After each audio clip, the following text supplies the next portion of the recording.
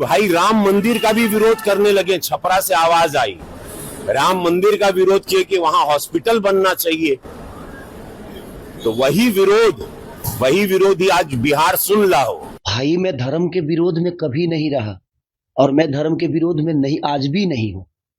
लेकिन लोग जो धर्म के नाम पे वोट मांगते हैं, जो धर्म के नाम पे लोगों को भड़काते हैं, मैं उनका विरोधी हूं। भोजपुरी सिनेमा को भोजपुरी में काम करके हिंदुत्व का नाम लेके सब कुछ किए, कमाए, खाए। आज भोजपुरी इंडस्ट्री बंद हो गया।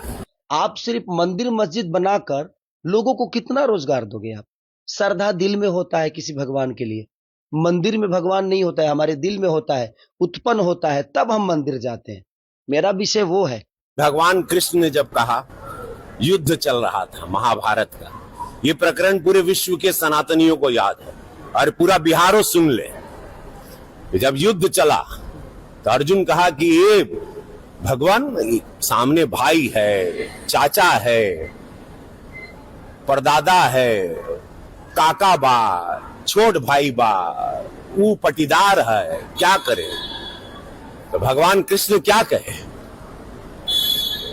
जब पटीदार, चाचा, काका, भाई, बहन जो भी तुम्हारे समक्ष है युद्ध में, वो अधर्मी हो गया, वो सनातन के खिलाफ हो गया, वो स्वार्थ में चला गया, तब चूको मत, बाण चलेगा।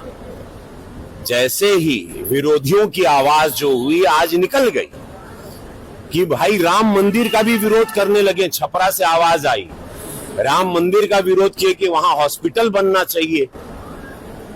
तो वही विरोधी आज बिहार सुन ला हो। समस्त बिहार से कहते कि मां सीता के मंदिर का भी विरोध हो रहा है। यही विरोध, यही पार्टी, यही विरोधी चेहरे यूपी में भी किए, लेकिन मोदी जी, योगी जी कड़क वहां खड़े रहे। पूरा सनातन धर्म खड़ा रहा। माननीय सुप्रीम कोर्ट ने सब कुछ पक्ष को देखा और वहां भव्य मंदिर 500 साल बाद बना। अब मां जानकी का मंदिर भव्य बनने जा रहा है। ये विरोधी यहां भी मुंह उठा रहे हैं, जितने एनडीए के विरोधी हैं। तो मैं आप लोगों को सचेत कर देना चाहता हूं, इन लोगों की जमानत जब्त कर देना। जहां सनातन के विरोध में कोनो बात भई, जहां हिंदू विरोधी, हमारी आस्था हमारी मां है, मां जानकी मां है। आप मां राम मंदिर के लिए आप कह रहे हैं, वो आवाज अब मंदिर बन गई बा तो कहता कि वहां हॉस्पिटल बनता तो वहां लोग इलाज कराते हर समुदाय के लिए। ये बात कर रहे हैं और मतलब उससे पता चलता है ये लोग क्या थे पहले। भोजपुरी सिनेमा को भोजपुरी में काम करके हिंदुत्व का नाम लेके सब कुछ किए, कमाए, खाए। आज भोजपुरी इंडस्ट्री बंद हो गया। भोजपुरी इंडस्ट्री जो हम राष्ट्रीय पुरस्कार दिलवा के चले थे, इन लोगों को मशाल दिए थे और हम थोड़ा सदन में गए। हम सदन में क्या चले गए, इन लोगों ने भोजपुरी को भेज दिया। इन लोगों से पूछना चाहिए भोजपुरी इंडस्ट्री क्यों बंद हो गई, क्यों काम बंद हो गया? कि जहां मेरी फिल्में उसी छपरा या पूरे बिहार में सिल्वर जुबली होती थी, वहां आज एक दर्शक नहीं है। उसका कारण कौन है? किसने भोजपुरी को बदनाम किया? किसने भोजपुरी की ये हालत की?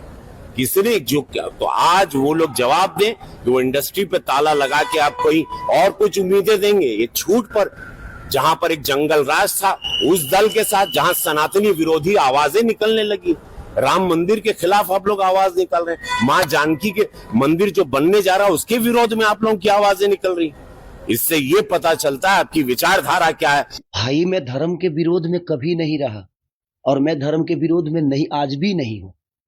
लेकिन लोग जो धर्म के नाम पे वोट मांगते हैं, जो धर्म के नाम पे लोगों को भड़काते हैं, मैं उनका विरोधी हूं। अब उनको लगता है कि मैं उनकी सोच का विरोधी हूं तो मैं धर्म का विरोधी हो गया। मैंने राम के बारे में थोड़ी कुछ कहा। मैंने बोला कि भाई मंदिर जरूरी है, बट कॉलेज भी तो जरूरी है, शिक्षा भी तो जरूरी है, अस्पताल भी तो जरूरी है, लोगों के रोजी रोजगार भी तो जरूरी है। आप सिर्फ मंदिर मस्जिद बनाकर लोगों को कितना रोजगार दोगे आप?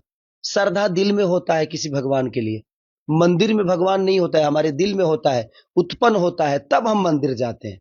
मेरा विषय वो है कि मंदिर बनना चाहिए। मैं ये नहीं कह रहा हूं कि मंदिर नहीं बनना चाहिए, मंदिर बनना चाहिए, लेकिन मंदिर के साथ साथ लोगों का ख्याल भी। आखिर बताइए, आप मंदिरें बना दे और लोगों के पेट में अन्न ही ना दे तो भूखे भजन होता है क्या? और रवि भैया के बात के लिए तो आप बिल्कुल कुछ मत कहिए। वो तो जीने के लिए कुछ बनाते नहीं है, वो तो मरने के लिए बनाते हैं। आपने उनका बयान सुना हो गया, माननीय आदित्यनाथ योगी जी के सामने बोल रहे हैं कि तुम लोग अगर यहाँ पे जलोगे गोरखपुर में तो सीधे स्वर्ग में जाओगे। तो वो जीते जी आपको कुछ नहीं देंगे। मरने के बाद का प्रोसीजर उनका जो है वो बहुत प्यारा होता है कि आपके चैन से जलने के लिए वो व्यवस्था करेंगे, आपके जीने के लिए वो कोई व्यवस्था आपको नहीं देंगे। वो कुछ भी बोल सकते हैं, वो महादेव है भाई, और हम लोगों के बड़े भाई है, और उनका विचारधारा अलग है। तो आपने सुना होगा ना, और उस पे आदित्यनाथ योगी जी हंस रहे हैं क्योंकि उनको भी लग रहा है कि ये जोकराई चल रहा है। कौन आदमी बताइए मरने के बाद ये सोचता है कि मैं जलूंगा तो गोरखपुर में जलूंगा तो स्वर्ग बन जाऊंगा? ऐसा तो नहीं कि वो स्वर्ग का सीढ़ी है, उन्होंने जलने के लिए वो चीता बनाया है कि स्वर्ग का सीढ़ी बना दिया है?